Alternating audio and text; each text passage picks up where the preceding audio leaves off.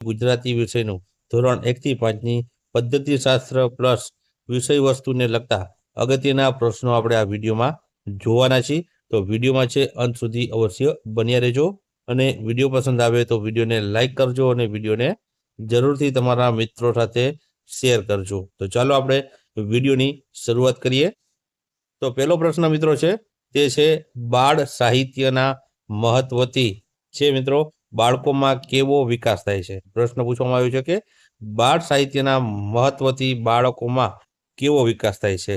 તો આમાં જવાબ શું આવશે? તો જવાબ આવશે આમાં નૈતિક વિકાસ છે તે બાળકોમાં થાય છે। ત્યારબાદ આગળનો પ્રશ્ન જોઈએ। તો આગળનો પ્રશ્ન છે કે ગીજુભાઈ બધેકા અને તારાબેન મોડકેએ આપેલી બાળ સાહિત્યની વ્યાખ્યા કઈ છે? તો મિત્રો અહીં વ્યાખ્યા પૂછવામાં આવી છે ગીજુભાઈ બધેકા અને તારાબેનની। તો આમાં કઈ વ્યાખ્યા આવશે? તો જવાબ આવશે બાળકો માટે લખવું એટલે સહેલું અને જોડાક્ષર ન હોય તેવું લખવું, કંઈક બોધપ્રદ લખવું એવું મનાય છે। આ મિત્રો છે તેમના દ્વારા આપેલી વ્યાખ્યા રહેલી છે। ત્યારબાદ આગળનો પ્રશ્ન આપણે જોઈએ તો પત્ર લેખનના પ્રકારો કયા છે? તો જવાબ આવશે મિત્રો વ્યવહારિક પત્રો, ધંધાકીય પત્રો અને સરકારી પત્રો। આ મિત્રો છે પત્ર લેખનના પ્રકારો રહેલા છે। ત્યારબાદ આગળનો પ્રશ્ન જોઈએ આપણે તો નિબંધ લેખનના પ્રકારો જણાવો। તો નિબંધ લેખનના પ્રકારો મિત્રો ક્યાં આવશે? તો નિબંધ લેખનના પ્રકારોમાં મિત્રો છે કથનાત્મક નિબંધ, આત્મકથાત્મક નિબંધ, વર્ણનાત્મક નિબંધ, ચિત્રાત્મક નિબંધ અને વિવેચનાત્મક નિબંધ છે। નિબંધ આવશે, નિબંધ લખ્યું છે નિબંધ। તો આ પ્રમાણે છે મિત્રો નિબંધના પ્રકારો છે જોવા મળે છે। ત્યારબાદ આગળનો આપણે પ્રશ્ન જોઈએ। તો આગળનો પ્રશ્ન છે કે સર્જનાત્મક લેખનના મુખ્ય પ્રકારો કયા છે? તો જવાબ આવશે મિત્રો આમાં નિબંધ લેખન, પત્ર લેખન, વાર્તા લેખન, વિચાર વિસ્તાર અને અહેવાલ લેખન। આ બધા જ છે મિત્રો સર્જનાત્મક લેખનના મુખ્ય જે છે લેખનના મુખ્ય પ્રકારો જે રહેલા છે। ત્યારબાદ આગળનો આપણે પ્રશ્ન જોઈએ। તો આગળનો પ્રશ્ન છે કે સર્જનાત્મક લેખન વખતે શિક્ષક ખાલી જગ્યા।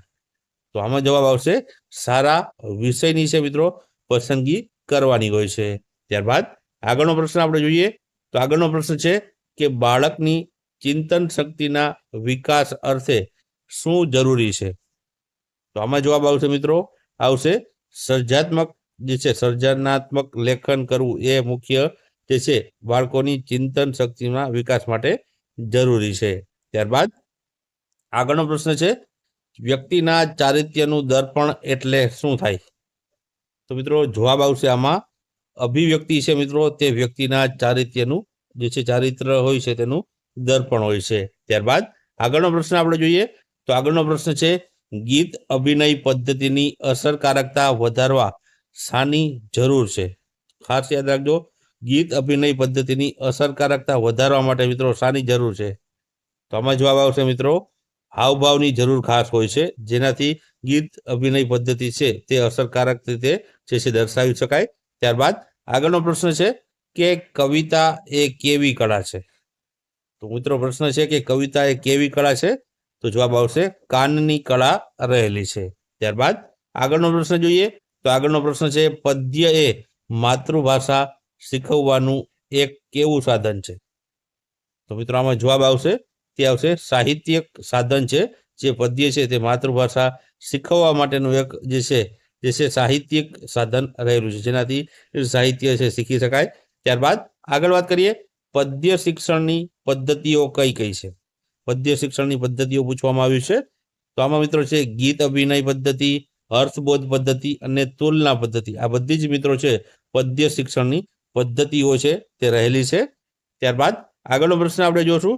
તો આગળનો પ્રશ્ન છે કે નાટ્યકરણ પદ્ધતિને સફળ બનાવવા શું આવશ્યક છે? તો મિત્રો આમાં જવાબ આવશે કોઠાસૂઝ છે આમાં આવશ્યક રહેલી હોય છે। ત્યારબાદ શ્રમ પદ્ધતિથી શિક્ષણની પ્રક્રિયા કેવી બને છે? તો જવાબ આવશે દ્વિમાર્ગી જે છે જે શિક્ષણની પ્રક્રિયા બને છે। ત્યારબાદ આગળનો આપણે પ્રશ્ન જોઈએ। તો કથન પદ્ધતિમાં શિક્ષકે શાનો ઉપયોગ ટાળવો જોઈએ? તો ખાસ જોજો મિત્રો પ્રશ્ન કે કથન પદ્ધતિમાં શિક્ષકે શાનો ઉપયોગ ટાળવો જોઈએ? તો જવાબ આવશે પુનરાવર્તન કરવાનું છે શિક્ષકે જે છે ટાળવું જોઈએ. ત્યારબાદ આગળ વાત કરીએ તો આગળનો પ્રશ્ન છે કથન પદ્ધતિ એ કેવી છે? તો આમાં મિત્રો જવાબ આવશે શિક્ષક કેન્દ્રીય છે મિત્રો. કથન પદ્ધતિ છે એ શિક્ષક કેન્દ્રીય જે છે પદ્ધતિ રહેલી છે. ત્યારબાદ આગળ વાત કરીએ તો ભાષા શિક્ષણના મુખ્ય અંગો કયા છે? ભાષા શિક્ષણના મુખ્ય અંગો પૂછવામાં આવ્યા છે. તો મિત્રો આમાં આવશે ગદ્ય, પદ્ય, વ્યાકરણ અને લેખન. આ ચારે ચાર મુખ્ય છે મિત્રો, જે છે ભાષા શિક્ષણના મુખ્ય 4 અંગો જોવા મળે છે. ત્યારબાદ આગળ આપણે વાત કરીએ તો આગળ પ્રશ્ન છે કે ધોરણ 1 થી લઈને 5માં ગદ્ય શિક્ષણની પદ્ધતિઓ કઈ કઈ છે? તો આમાં જવાબ આવશે કથન પદ્ધતિ, પ્રશ્ન પદ્ધતિ અને નાટ્યકરણ પદ્ધતિ છે તે ગદ્ય શિક્ષણની પદ્ધતિઓ ધોરણ 1 થી 5માં જોવા મળે છે. ત્યારબાદ આગળનો આપણે પ્રશ્ન જોઈએ તો આગળનો પ્રશ્ન છે કે ધોરણ 1 થી 5માં ભાષા શિક્ષણનો પ્રથમ હેતુ શું છે? તો આમાં જવાબ આવશે મિત્રો, તે આવશે સર્જનાત્મકતા માટે છે ભાષા શિક્ષણનો જે છે પ્રથમ હેતુ રહેલો છે.